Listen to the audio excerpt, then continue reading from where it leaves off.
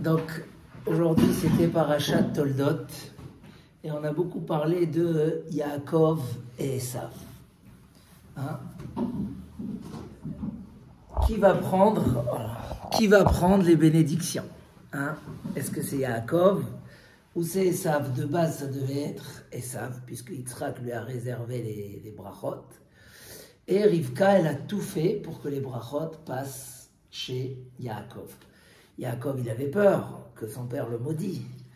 Et finalement, il avait peur que son fils qui se fasse maudire. Sa mère, elle lui a dit, c'est sur mon compte. Allah, qu'il est la tra béni, s'il y a une malédiction, c'est moi qui l'ai pris. Et comme ça, Esav a pris les brachot. Et Yaakov a pris les brachot. Et à ce moment-là, c'est marqué que Esav va yitzhak tseaka gedola umara. Esav, il a crié un cri très grand et très amer. Pourquoi? Parce qu'il a dit à ce moment-là, Yaakov m'a trompé 2 fois. Une fois maintenant, mais déjà une fois avec le droit d'aînesse. Quand le jour où Yaakov et Esav ont eu 15 ans, et Esav a commencé à faire les 400 coups, comme on dit, ce jour-là est mort Abraham Avinu. Pourquoi est mort Abraham Avinu à ce moment-là? Dieu a eu pitié d'Abraham, il ne voulait pas qu'Abraham voie l'échec de son petit-fils. Esav, il a fait les plus grandes fautes au monde ce jour-là. Et Dieu ne voulait pas qu'Abraham y voie comme ça son petit-fils sortir dans un mauvais chemin.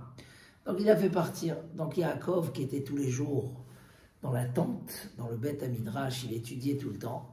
Il est venu et il a fait des lentilles. Pourquoi des lentilles?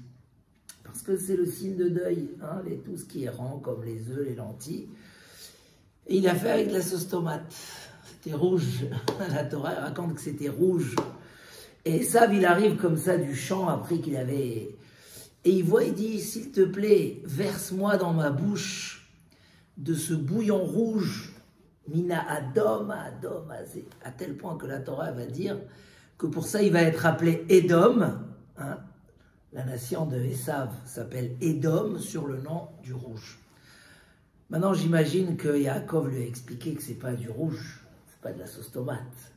Ça vient marquer le départ de leur grand-père, Abraham, qui était connu dans le monde entier. Mais ça ne l'a pas intéressé. Il voulait manger rapidement et sans explication. Alors Yaakov lui a dit, vends-moi ton droit d'aînesse. Il lui a dit, je te vends. Et ils ont signé. Et il lui a vendu le droit d'aînesse. Et c'est ce que va pleurer Esav. Il va dire, c'est pas maintenant que Yaakov il me dépasse. C'est déjà depuis cette histoire. Mais juste après, la Torah a dit que Esav, après qu'il a vendu son droit d'aînesse à l'époque, c'était très très important. C'est marqué « Vaïvez Esav et Abechora ». Esav a méprisé, il s'est moqué de la Bechora. Il a dit « ça sert à quoi d'être premier-né? Il faut servir dans le temple, et si on n'est pas au niveau, alors on peut se faire punir. Qu'est-ce que j'ai besoin des problèmes dans ma vie ?» C'est vrai que le droit d'aînesse, c'est un beau cadeau, mais à quoi ça sert si... Et comme ça, il a méprisé. Et c'est sur ce point que je vais m'attarder un peu ce soir. On parle ici d'un débat de Yaakov et Esav qui a duré pendant des générations. C'est marqué que même à Rome, il prenait un homme boiteux et il mettait sur lui un autre homme. Et il mettait les vêtements qu'ils ont gardés de l'époque. Et il disait à quoi ça a servi de nous ruser. Finalement, c'est nous qu'on a gagné. Le boiteux, c'était Yaakov, parce qu'il est devenu boiteux à un moment, pendant une demi-journée, par la dispute qu'il a eue avec Esav. Mais c'était une tellement grande dispute sur des valeurs, sur les bénédictions. Quand Yitzhak a béni Yaakov, Esav lui a dit, je t'en prie, mais tu n'as pas une autre bénédiction pour moi? Bon, alors à la fin, Yitzhak, il a eu pitié de lui, il lui a donné une petite bénédiction quand même. Mais au moment où il a perdu les plus grands, tout son rêve, toute sa vie, il s'est battu pour avoir ses bénédictions. Et finalement, ils sont allés chez son frère. Et là, à ce moment-là, il se rappelle qu'il avait vendu le droit d'aînesse. Ça veut dire, il s'est moqué de quelque chose. Il s'est moqué. il a méprisé quelque chose. Et un jour, il s'aperçoit qu'il a fait une erreur grave. Et à ce moment-là, il se mord les doigts, comme on dit. Pourquoi je me suis fait avoir à ce moment-là? Mais c'est toi-même qui l'as fait. Et tu as même validé ce que tu as fait parce que tu t'es moqué de la chose. En fait, dans la vie, il y a des choses qui sont de très grande valeur dans notre vie. Et avec la letzanout, la plaisanterie, la moquerie, la légèreté, on peut les laisser de côté.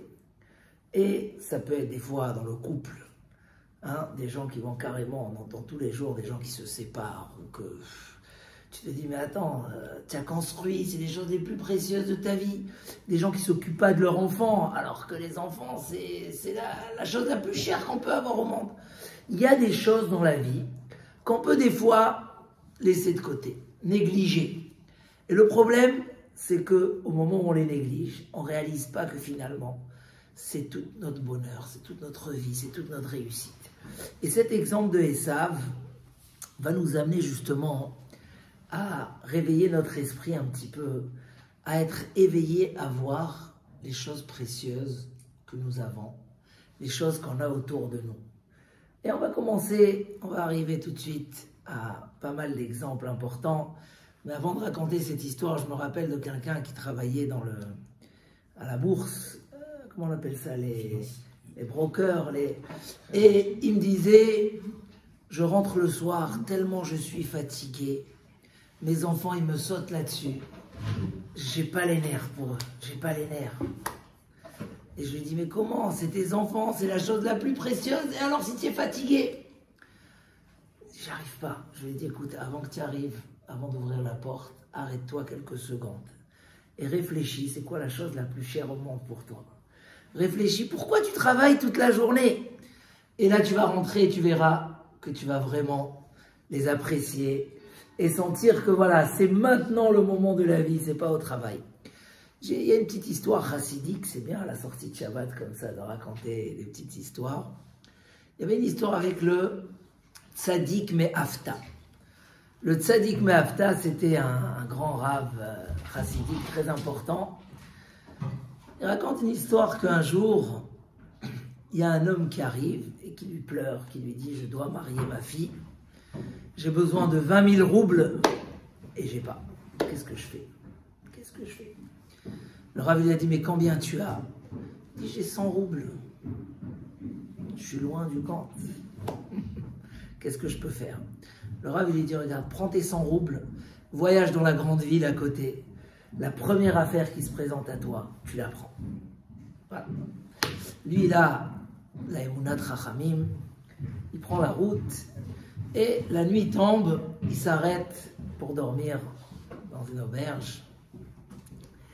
Et il y avait là-bas, comme ça, c'était cachère, et il y a là-bas tout un groupe de commerçants qui parlent de business et des diamants et des machins.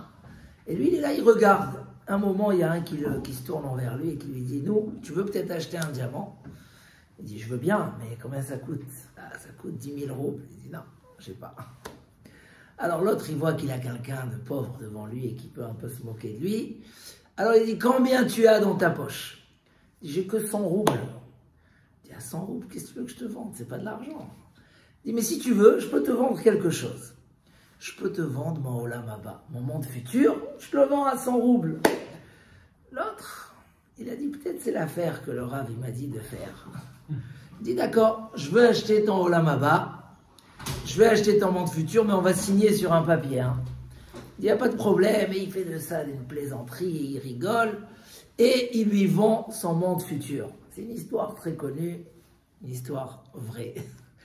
Bon, il signe le papier, l'autre il va dans sa chambre, hein, il lui a vendu son Olam Haba, son monde futur à 100 roubles. Maintenant l'autre il retourne dans sa chambre d'hôtel, il y avait là-bas sa femme, il dit « Pourquoi tu es tellement excité ?» Il dit « Voilà !» Il lui a raconté toute l'histoire. Sa femme elle a entendu ça, elle a dit « Mais quoi?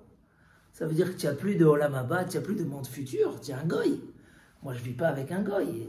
Il est hors de question, si tu ne vas pas me racheter ton Olam Haba, moi je ne vis pas avec toi. » Il dit, arrête, c'est des bêtises, ça n'a pas de valeur. Il dit, non, non, non, tu as signé un papier, hein, la femme, elle n'est pas d'accord, comme ça, il n'y a pas de...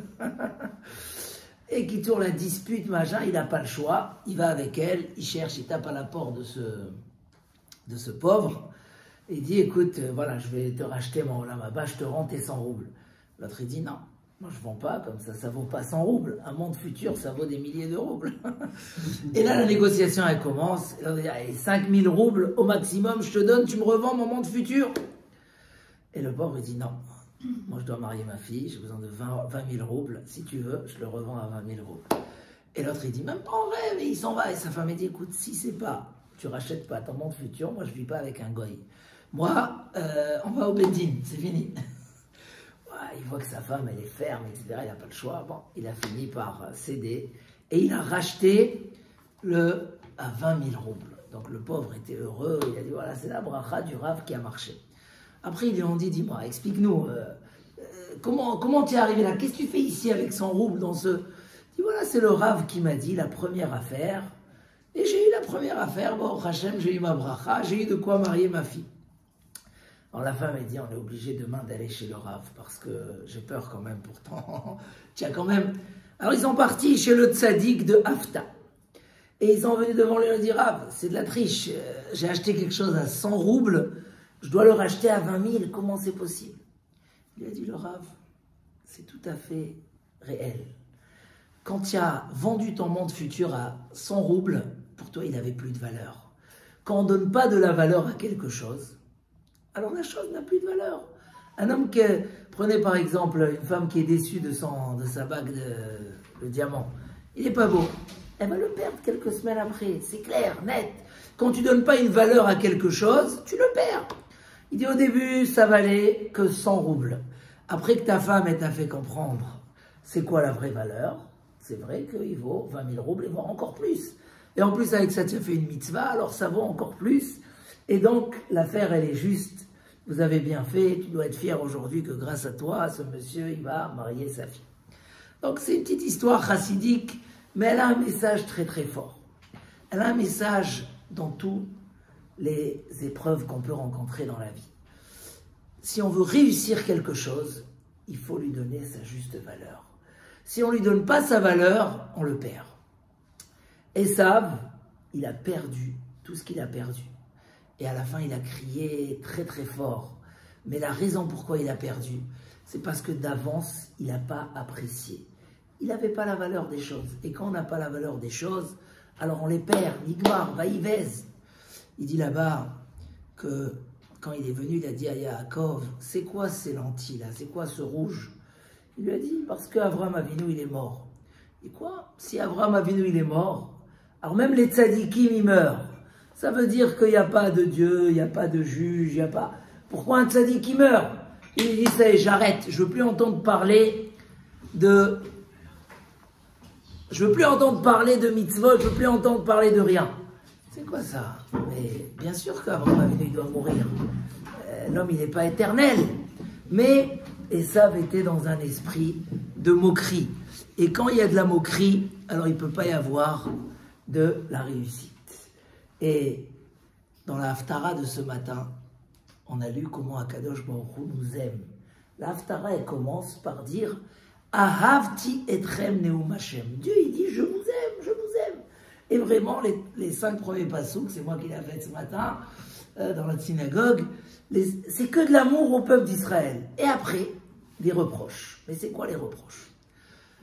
Pourquoi vous n'appréciez pas ce que vous faites? Quand vous venez faire une mitzvah, et c'est même une halacha, il faut voir, le passouk qui dit là-bas, quand tu viens m'amener un sacrifice, réfléchis avant, est-ce que c'est ce que tu aurais ramené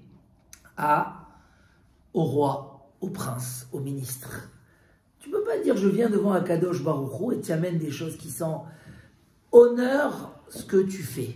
Si tu mets de l'honneur à ce que tu fais, c'est que tu apprécies ce que tu fais. Il y a un rave aux États-Unis qui a fait une reproche, elle a tourné partout ce discours. Il dit les gens ils font des maisons et des appartes à des sommes énormes. Des fois, tiens, là j'ai mis des mezuzot chez quelqu'un dans le 17e, dans une des plus belles rues. Et quand tu viens lui dire la mezouza, tu dis mais ça coûte, aujourd'hui c'est cher, tout a augmenté en Israël. Non, c'est trop cher, etc. Mais comment ici chaque cadre il coûte 80 000 euros? Tu fais une histoire pour entre 80 et 100 euros. Il a dit le Rav, c'est que des fois, au fond de nous, on a la valeur des choses. Mais c'est ça la plaisanterie, c'est ça la moquerie, c'est ça la vie, où des fois on oublie la valeur des choses les plus précieuses. Mais il faut se rappeler, c'est comme ça qu'on les perd. C'est comme ça qu'on perd les choses les plus précieuses au monde. Et donc, si on parle un petit peu d'éducation et de Shalom Bayit, c'est quoi le secret pour avoir le Shalom Bayit le plus parfait au monde? C'est vrai. Alors, ça commence déjà dans la pensée, parce que quand on parle de valeur, regardez, un stylo, c'est simple, un stylo. On m'a offert un beau stylo, d'accord? Ça fait déjà quelques années. Chaque fois que je pense que je l'ai perdu, je le retrouve dans ma poche. Mais pourquoi? Parce qu'il a une valeur. Déjà, il coûte cher. Et celui qui me l'a offert, je l'apprécie. Et je ne veux pas le perdre, je ne le perds pas. Parce que dans mon esprit, ça a une valeur. Là encore, j'étais en Israël, j'étais sûr que je l'avais perdu. Si je prends un stylo Bic dans ma poche, je suis sûr que je vais faire passer des dizaines et des quinzaines. Et chaque fois que je vais les faire sortir, je vais les oublier. C'est comme ça. D'abord, quand on veut garder quelque chose, quand quelque chose est cher à nous, si on veut qu'il reste, d'abord c'est dans la valeur. Je leur ai fait tout à l'heure un cours, à Seuda Shlichit, sur Kiboud Avahem, le respect des parents. Une des plus belles mitzvot qui existent. Akadosh Baruch Hu, il dit, tu honores tes parents comme tu m'honores à moi. C'est une des seules mitzvot où c'est marqué ça. Il faut les respecter et Dieu il dit, si tu as honoré tes parents, je considère comme si que j'étais parmi vous et vous m'avez honoré. Et c'est pour ça que vous aurez une longue vie. Hein, sur Kiboud Avahem, c'est marqué. Les Ma'an Yarichun Yamecha. Tu les respectes, alors c'est comme si tu m'as honoré à moi. C'est énorme. Il dit là-bas le Chaye Adam. Pour pouvoir bien faire cette mitzvah, il faut les honorer d'abord dans l'esprit. Et il faut considérer comme si que son père ou sa mère, c'est des gens très importants. Il faut leur trouver des qualités uniques. Déjà, pour nous, ils sont uniques.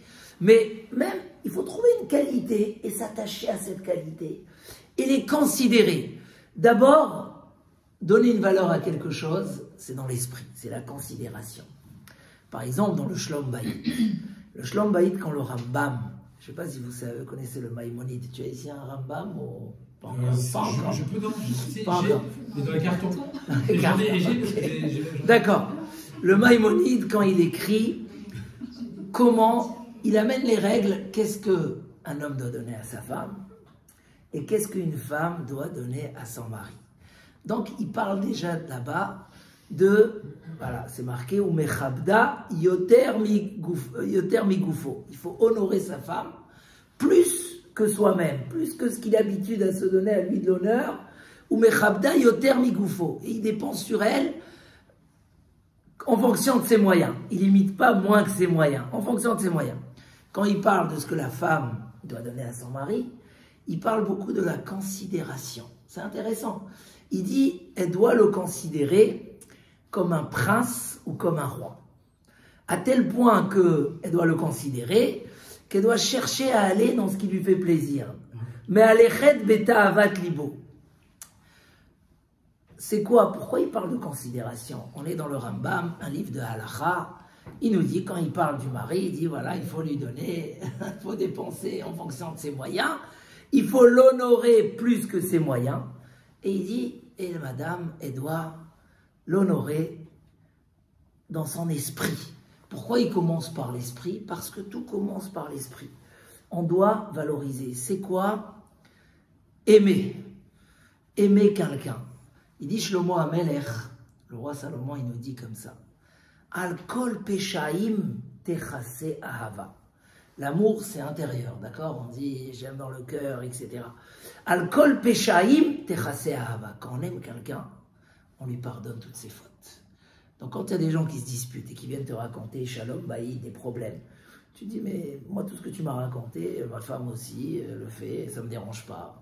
Pourquoi chez un c'est un scandale, waouh! Et chacun il a les mêmes problèmes, et chez l'autre c'est pas un problème. Tu dis oui, ma femme aussi elle fait ça, et ça marche, ça ne me dérange pas. Quand on aime quelqu'un, on lui pardonne ses fautes, on ne voit pas ses défauts. Quand il n'y a pas d'amour, automatiquement, chaque chose devient un problème. La ahava, c'est quelque chose de profond. Nous dit Rabbi Meir, Baalanes, Rabbi Meir dans la Gemara, pourquoi la Torah nous a donné la mitzvah de Nida? Pourquoi cette mitzvah-là? Pourtant, tu vas dire, ce matin, je leur ai dit à la synagogue, un homme, pour être considéré shomer, Torah et mitzvot, avant d'être tzaddik, avant d'être un grand Baal Chesed, il faut d'abord ne pas être rachat, il ne faut pas être fauteur. Donc, c'est quoi les 3 grandes bases pour dire je respecte ce qui est marqué dans le Sefer Torah? Allez, dites-moi, c'est quoi les 3? Shabbat, Kasher et Nida. C'est les trois grands piliers du judaïsme, etc. Il dit Rabbi Meir, pourquoi la Torah elle a donné cette mitzvah? Quoi? Il va nous donner une raison. Il dit, il faut qu'un homme aime sa femme tous les mois, comme le jour où ils sont rentrés sous la roupa. Voilà. Et pour pas qu'il y ait de la lassitude, alors la Torah elle a créé un système, et comme ça l'amour reste éternel. Quand il y a de l'amour, alors il n'y a plus de problème. Tout est pardonné, tout est accepté, tout va bien. Mais comment on garde cet amour-là? Comment on apprécie? La Torah, Dieu qui connaissait la psychologie profonde d'un homme, elle a dit quelque chose qui est toujours à ta disposition. Il y a une perte. Ça se perd. Et si tu dévalorises, ça peut être la femme de ta vie, ça peut être le bonheur, ça peut être ton mari le plus. Pour garder quelque chose, il faut l'apprécier fort. Et pour l'apprécier, d'abord, ça commence par la pensée. Le Ben Ishraï ramène une histoire très intéressante. Il raconte qu'un jour, il y a un roi qui est nommé dans une ville et il voit là-bas un palais très, très, très ancien. Alors, il demande qui a construit ce beau palais. Il demande, on lui dit, écoute, le plus vieux de la ville, il se trouve là. On va lui demander, il va chez ce vieux-là. Non? Et il dit, qui est-ce que tu sais qui a construit ce palais? Écoute, moi je ne sais pas, mais mon père, il est de l'autre côté de la ville, lui peut-être qu'il va te dire. Tu dis quoi, ton père il est encore vivant? Tu es assez vieux. Ouais. Il entend par la porte quelqu'un qui pleure. Il tape, il voit un vieux qui sort, comme ça, avec des larmes aux yeux. Qu'est-ce qui se passe? Pourquoi vous pleurez? Mon père il m'a puni. Il dit quoi, ton père il est encore vivant? Mais c'est pas normal. Il dit oui, appelle-moi ton père. Il appelle le père. Il dit non, c'est mon grand-père, mon père qui est de l'autre côté, c'est lui qui va te dire. Je comprends pas, dans cette vie, les gens, ils meurent pas. Il va chez l'autre, il tape à la porte, c'était le grand-grand-père, très, très, très âgé. Il dit, le Ben Ishraï, il raconte, et chaque histoire comme ça, elle a un message. Il le reçoit, il dit, vous êtes le nouveau roi de la ville, bien sûr, je vais vous raconter toute l'histoire, etc. Mais d'abord, je vais vous proposer quelque chose. Il demande il appelle sa femme, est-ce que tu peux m'amener une pastèque pour... Elle amène une pastèque. Il tape comme ça. Elle n'est pas très bonne. Tu peux m'amener une autre? Elle va. Elle rechange. Encore une fois, il tape. Elle n'est pas très bonne. Bon, emmène-moi une troisième. Peut-être la troisième, elle va être bonne. Elle refait encore une fois. Et là, il dit, la pastèque, elle est super. Il coupe, il lui sert, il lui raconte. Après, il lui dit, après qu'il parle comme ça, il dit, écoute, je veux bien vous bénir jusqu'à 120 ans, mais apparemment, vous en avez beaucoup plus. Grâce à quoi tu as eu une si longue vie? Je vais te dire, d'après toi, combien de pastèques il y a chez moi à la maison? Il dit 3. Il dit, viens, on va aller voir. Non, il n'y avait plus d'autres pastèques. Il dit, en fait, je voulais te montrer que je t'apprécie et que je cherche la plus belle pastèque. Donc, j'ai fait comme si. Mais la grandeur, tu sais pourquoi j'ai vécu tellement longtemps? Parce que ma femme, elle me suit. Parce que elle apprécie tellement tout ce que je fais. Elle a tellement que, voilà, elle est partie. Et chaque fois, elle n'a pas dit pourquoi, comment. Elle m'a apprécié, elle me donnait ma vraie valeur. C'est dans les deux sens, c'est vrai. Un homme a les choses les plus précieuses au monde. Et combien de fois je dis aux gens, quand les gens ils ont à peine une petite dispute, déjà ils parlent de guette et de machin et de bédine, je leur dis, mais pour parler de choses comme ça, Shem et Rachem, on n'entend pas ça à la maison, ça n'existe pas, c'est des mots qu'on ne cite pas du tout. La légèreté, les choses les plus chères au monde, vaïvez, si on ne donne pas à la chose sa vraie valeur, Chas v'Shalom, c'est nous qui sommes responsables de les avoir perdus. Donc, la première chose, c'est la Machashava. toujours juger positivement, penser à l'autre positivement, créer, voilà, que chacun crée une image de l'autre. Quand on a dit il est comme un roi, donc elle est comme une reine. Et je n'ai jamais oublié un rave, il est très âgé aujourd'hui, le jour de mon mariage, il m'a dit voilà, Khatan domele melech, le Khatan il ressemble à un roi. Mais si tu veux rester toute ta vie roi, il faut que tu aies une reine à la maison. Donc voilà, c'est ça le secret. Et ça, il y a des moments où on est prêt à le faire dans la vie, il y a des moments où ça y est, va-y-vèse, on commence à mépriser les plus grandes valeurs. Si on, régulièrement, comme celui qui a vendu ce Olam-Haba, son Olam-Haba, il valait des milliers de fois plus que les 20 000 roubles, mais il a vendu pour 100 € parce qu'il n'a pas compris c'est quoi la vraie valeur des choses. Il y a l'histoire de la parole. Faire attention à ce qu'on dit. Hein, parce que dans les sujets de chesed, c'est pas évident. Un jour, quelqu'un il a raconté une petite blague l'autre jour. Peut-être que vous la connaissez déjà. Moi, c'est la première fois que je l'ai entendue. Il y a un mari, un jour, il a bu un peu de vin et il commence à dire « Ma chérie, mon amour, ma machin ». Sa femme a dit « Il n'a pas l'habitude de parler comme ça. Qu'est-ce qui se passe ?» Elle lui a dit « Dis-moi, c'est toi qui parles ou c'est la bouteille de vin qui parle ?» Il a dit « Non, c'est moi qui parle sur la bouteille de vin. »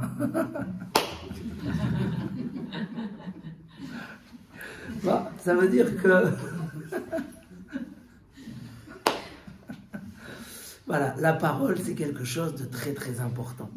Parce que, là aussi, quand quelque chose est cher, quand un homme il doit aller à un grand rendez-vous, il prépare ses mots. Il sait. On ne sait pas des fois dans la vie combien une parole peut blesser, combien une parole peut faire du mal, combien une parole peut... Et là aussi, quand quelque chose est précieux à nous, on ne veut pas lui faire du tsar. Il dit Rav Dessler que dans la vie, il n'y a pas être en même temps quelqu'un qui donne et quelqu'un qui prend. Dans la vie, il faut choisir. Est-ce que je suis quelqu'un qui aime donner ou quelqu'un qui cherche que à prendre? Le secret du vrai shalom, c'est quelqu'un qui cherche tout le temps à donner. Avraham Avinu, il n'attendait pas qu'il y ait une cause extérieure qui l'entraîne à vouloir donner. Ça, Baruch Hashem, sur ça, on est tous Baalei Chesed. On a tous, quand on nous demande, quand on nous sollicite, on va aider. Dans ce qu'on peut aider, on ne va pas refuser. Donc, comment je dis dans les shurim, des fois, on est énormément sollicité par nos femmes, quand il y a les enfants et machin. Et un homme, il dit, moi, je travaille et toi, tu es à la maison. Et c'est pas vrai. On est à deux. On fait... Donc, un homme, il se sent sollicité. À un moment, il est plus prêt à donner. Et le vrai chesed commence à la maison. Comme ça, il dit Raphaël Vital. Un homme qu'à l'extérieur, il est plein de bonté, il rend service à tout le monde, il sourit à tout le monde. Et chez lui, à la maison, il n'est pas comme ça. Il dit Raphaël Vital, hein, l'élève du Harizal, tout son chesed, c'est zéro. Le vrai chesed, c'est ne pas attendre que quelqu'un m'a demandé. C'est vouloir donner. Hein, comment il a fait Abraham Avinu? Quand le jour où il n'y avait personne dehors, il est quand même parti chercher les invités. Et il y a un midrash extraordinaire qui dit que Abraham, Akadosh Baruch Hu, il a dit à Job, quand il voulait se comparer à Abraham Avinu, il lui a dit, tu n'es pas arrivé même pas à la moitié du chesed de Abraham Avinu. Pourquoi? Parce que toi, tu es chez toi à la maison. Apparemment, c'était une maison de chesed. Tout celui qui voulait venir, il était invité. Mais il fallait taper à la porte, venir et demander. Il dit, les gens, ils venaient chez toi, tu leur donnais. Tu donnais à chacun ce qu'il avait l'habitude de prendre. Celui qui a l'habitude de manger de la viande, tu donnes de la viande, tu gardes du poisson, du poisson. Abraham Avinu, c'est pas comme ça. C'est lui qui allait chercher les invités à l'extérieur. C'est lui qui allait les trouver. Et quand quelqu'un disait, moi, j'ai pas l'habitude de manger de la viande, il lui apprenait à manger de la viande. Mais pourquoi il n'a pas besoin? Le vrai chesed, c'est, comme ça explique Rav Dessler, c'est quand personne n'a besoin de nous. Et quand même, on est là pour donner. Voilà, ce soir, on est dans une réunion de chesed. Quelqu'un qui pense à une personne qui est malade, qui veut sa refoua. Mais peut-être ça, c'est une sollicitation un petit peu extérieure. Ça reste du chesed, mais niveau 1. Mais toute cette belle table, c'est niveau 2. Personne t'a demandé de faire, de commander autant après un Shabbat. Ça, c'est du chesed. Le chesed qu'on peut faire avec la parole, les gentils mots, les encouragements. Bon, Hachem, nos femmes font énormément de belles choses. Elles s'investissent dans les enfants. Et des fois, on ne pense pas qu'est-ce qu'un gentil mot peut faire. Ou même chez les enfants, c'est la même chose. Je raconte toujours qu'un les raves les plus âgés d'Israël, très connu, un jour il a dit qu'il a fini un cours comme ça, et lui donne un cours à Ponevitch, la plus grande yeshiva, 500 élèves. Et il dit qu'après le cours, il y a un élève qui est venu qui lui a dit « Votre cours était magnifique ». Il dit « Ça m'a fait plaisir et ça m'a fait réfléchir. Il a déjà plus de 80 ans, ça fait 50 ans qu'il donne des cours, il a des centaines d'élèves, chaque cours qu'il donne. Alors à quoi ça change quelqu'un qui vient et qui lui dit un gentil mot? Il dit non, ça m'a fait plaisir. Il dit alors tu t'imagines un enfant, ou quand c'est une femme, ou quand c'est le mari, et on lui dit un gentil mot. Il dit tu peux pas imaginer combien de faire un enfant, tu peux lui transformer sa vie. À la place de toujours voir qu'il a eu 3 points de moins, tu vois qu'il a avancé d'un point et tu lui dis un gentil mot. Ça peut être tellement extraordinaire, ça peut changer la vie. Et ça, encore une fois, si on donne de la valeur aux choses, alors il faut aller jusqu'au bout. Dans la pensée, il faut les apprécier. Dans la parole, j'ai plusieurs histoires très intéressantes sur ce sujet-là. Je vais vous raconter une des histoires. Est-ce que vous préférez les pulls verts ou les clous? C'est vous qui choisissez. Qu'est-ce que vous préférez? Allez. Les pulls verts. Pulls verts. Moi, quand j'ai entendu l'histoire, c'était sur des pulls verts. Mais j'ai pas choisi comme ça. Alors écoutez, c'est vrai que ça va être intéressant puisqu'il y en a. Il raconte comme ça qu'un jour, il y a un couple qui s'est marié et ils se sont mis d'accord qu'il n'y aura pas de secret entre eux. Chaque chose, ils vont se raconter, personne ne va rien cacher de l'autre. Sauf que le lendemain du mariage, la femme, elle a transgressé, elle a dit à son mari, s'il te plaît, j'ai un petit coffre, j'ai besoin de cacher là-bas quelque chose. Un seul secret, tu me permets. Elle a tellement supplié qu'il a dit, d'accord, allez. Elle avait son petit coffre comme ça, fermé à clé, et chaque fois qu'il passait devant ce coffre, qu'est-ce qu'il y a dedans et qu'est-ce qu'il y a? Mais il a dit, c'est pas grave, je lui ai laissé, je lui laisse. Maintenant, quelques années après, ils ont déménagé, 10 ans, 15 ans après. Il dit, c'est bon, ça y est, je ne peux plus avec ce secret-là, on a déménagé, c'est fini là. Viens, ouvre-moi ton coffre, je veux savoir qu'est-ce qu'il y a dedans. Bon, elle a dit, d'accord, ok. Alors, ils se préparent et tout, ils ouvrent. Elle fait sortir 2 pulls verts. C'est quoi ces pulls-là? Elle dit, regarde, je t'expliquais. Le jour de mon mariage, ma grand-mère m'a donné un conseil. Plutôt que chaque fois te disputer quand ton mari t'a dit quelque chose, où tu prends une aiguille et tu vas tricoter, tu te calmes, et tu verras que la dispute elle est passée, c'est pas la peine de faire une dispute de chaque petit mot, de chaque histoire. Donc, vous la connaissez? C'est pas grave. Non, alors non. Donc, elle a fait comme ça, et elle dit voilà, donc c'est ça les pulls. Alors le mari était très très fier, il a dit quoi? Sur 20 ans, il n'y a que 2 pulls, magnifique, c'est que je suis très très respectueux. Bon, après il a quand même fouillé, parce que ça n'a pas... Il fouille, il voit une enveloppe avec 10 000 $. Il dit, ah, c'est quoi cette enveloppe? Tu dois me dévoiler d'où ça vient. Il dit, ça, c'est les pulls que j'ai vendus.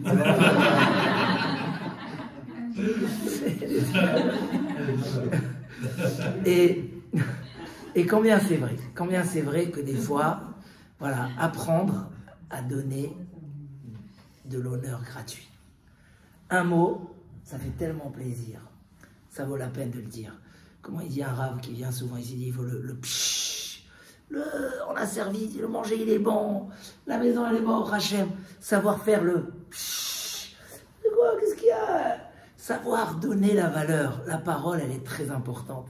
Et encore une fois, c'est combien qu'on marque des points dans notre Shalom Bayit, pas l'enveloppe avec les dollars ou les pulls, mais l'inverse, qu'il puisse y avoir, voilà, un homme, il marque des points dans sa vie. Et combien que c'est plus dans le positif, bon, Hachem, le Shalom, il est plus grand, l'attachement, il est plus éternel, l'investissement, on se pardonne plus facilement. Donc, voilà, Rabbi Meir nous a dit, c'est quoi le secret de la Ahava, de l'amour, la considération de l'autre, combien elle est importante, la parole. Après, il reste l'action. L'action, puisqu'on a toujours Marshava, Dibour, Maasé. L'action, là aussi, c'est très important de savoir être prêt à faire pour l'autre. La base, comme on a dit, du chesed, c'est d'être prêt à faire, même quand il n'y a pas quelque chose de l'extérieur qui nous motive. Le vrai chesed, c'est ça. Et le chesed, c'est, dans la Mishnah, on dit, c'est un arbre avec des fruits gratuits. Ça veut dire quoi, des fruits gratuits? Il dit le Maharal de Prague. Ochel mi perotehem ba'olam hazeh, ve'akeren kayemet le'olam haba. Tout le mérite du chesed, il est réservé pour le monde futur. Et quand même, on a des fruits gratuits. Il dit le Maharal de Prague, pourquoi? Parce que quand un homme il fait du chesed, il sème du bonheur pour soi. On va citer peut-être le Messiyat Yesharim. Aose chesed, yekabel chesed. Celui qui fait du chesed va recevoir du chesed. Et combien qu'il va faire plus, il va recevoir plus. C'est mot à mot ce qu'il dit. Tu donnes, tu aides, tu fais. On a besoin de s'aider. On ne peut pas vivre chacun de son côté. Allez, vas-y, aide-moi. Allez, vas-y, fais. Non, tu es prêt à faire. Tu viens, la première chose, avant de t'allonger sur ton fauteuil et te détendre, d'abord, il y a quelqu'un qui est là. Qu'est-ce que je peux lui donner comme soulagement? Qu'est-ce que je peux l'aider? Peut-être, ça va durer 5 minutes. Mais ces 5 minutes auront une valeur d'un chesed gratuit. On dit toujours, si tu offres une voiture à ta femme, belle voiture, les remerciements ne seront pas aussi grands que ça. Tu lui achètes un super beau frigidaire, une cuisine, c'est pas sûr qu'elle te dira merci. Pourquoi? Il dit le Rav Simcha Kohen, une femme elle n'aime pas dire merci. Parce qu'elle ne veut pas se sentir étrangère à son mari. C'est dans les sentiments, c'est quand tu dis merci, c'est comme si, mais la voiture c'est pour nous deux, c'est pour nos enfants, c'est le frigidaire, c'est donc si je te dis merci, c'est comme si je suis étrangère. Bon, comme ça il explique en l'an, c'est un sujet à part entière. Mais si tu achètes des fleurs avant Shabbat, ou si tu passes un petit crochet à Hyper Cacher et tu sais que ta femme elle aime ça et tu lui achètes, là tu vas avoir des remerciements incroyables. Moi, je me rappelle de quelqu'un qui nous racontait toujours, il disait « Waouh, mon mari, il m'amène une tablette de chocolat avant Shabbat avec un petit mot. » J'étais encore très jeune quand elle me racontait ça, c'est ma sœur. Aujourd'hui, je dis « Mais quoi, une tablette de chocolat? Mais c'est un cadeau. » Non, la pensée, le gratuit. Le gratuit, ça a une valeur extraordinaire. Et une femme qui offre quelque chose à son mari et qui lui dit « Pourquoi? J'avais déjà une machine à café. » Elle dit « Oui, mais toi, tu as pensé à moi aussi quand j'avais pas besoin. Donc moi aussi, je pense à toi et je veux mieux. » Ça, c'est beau. C'est un amour gratuit de savoir cette pensée-là. Et des fois, on ne pense pas que c'est tellement utile. Mais si on sait combien avec ça, on approfondit les racines de l'amour, les racines de l'attachement, les racines du shalom. Ou après, évidemment, qu'on se pardonne, quand on se fait des erreurs les uns envers les autres, on n'est pas parfait, on ne peut pas tout faire parfaitement. Mais quand on a fait comme ça des vraies racines, la netina, aimer donner, ils ont raconté qu'il y a 2 personnes qui ont failli se noyer dans l'eau. Ils ont coulé comme ça. Donc, il y a un que toute sa vie, il aimait donner, il y a un qui était très radin, il aimait toujours prendre. Donc, celui qui aimait donner, ils lui ont dit, vite, donne la main, donne. Il a tout de suite tendu la main, ils l'ont sauvé. L'autre, il lui a dit, donne, donne. Il ne voulait pas donner la main. Jusqu'à qu'il leur dit, bon, allez, prends. Ça veut dire, c'est dans la vie, il dit Rav Dessler, il faut apprendre. C'est ça le Ham Israël. Le chesed, il ne faut pas attendre qu'on nous sollicite. Donc, c'est dur de le faire à l'extérieur, on n'a pas toujours l'occasion. Mais on a un endroit où on peut le faire parfaitement. C'est à la maison. À la maison, on peut donner sans qu'il y ait une cause. Ahavat Rinam, un amour gratuit. Et ça construit. Donc de même que la destruction des choses, la perte des choses, c'est quand on ne les apprécie pas, quand on met de l'investissement. Voilà, il faut investir, il faut mettre les graines. Et comme c'est marqué dans les Sfarim, que le chesed, c'est des vraies graines qui font pousser des arbres. Azorim bedima berina iktsoru. Donc Bezrat Hashem, Shiel Irfoua Shlema Shel Yitzhak ben Miriam Shel Irfoua Shlema, et que nous, Bezrat Hashem, on investit des bonnes graines, que ce soit dans les 3 niveaux de la personne, et qu'on vive toujours dans le shalom, dans la hava, parce que c'est ce qui met la présence divine parmi nous. Et Bezrat Hashem qui est dans votre maison toujours, la Shrina, la Gdusha et la Bracha. Amen, Keni Ratzon.